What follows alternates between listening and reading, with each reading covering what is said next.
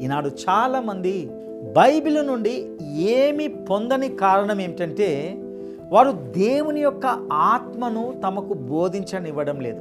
దేవుని వాక్యము ఏ ఇతర పుస్తకానికి చాలా భిన్నంగా ఉంటుంది.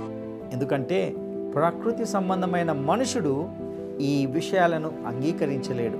అతనికి అవి వెర్రితనంగా ఉన్నాయి. దేవుడు మనకు తన ఆత్మను అనుగ్రహించాడు.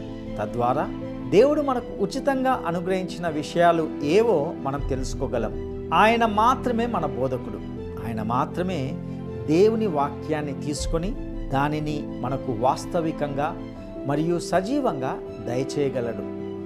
దేవుడు తన వ్రాతపూర్వక వాక్యం ద్వారా మనతో సంభాషించాలని అనుకుంటాడు.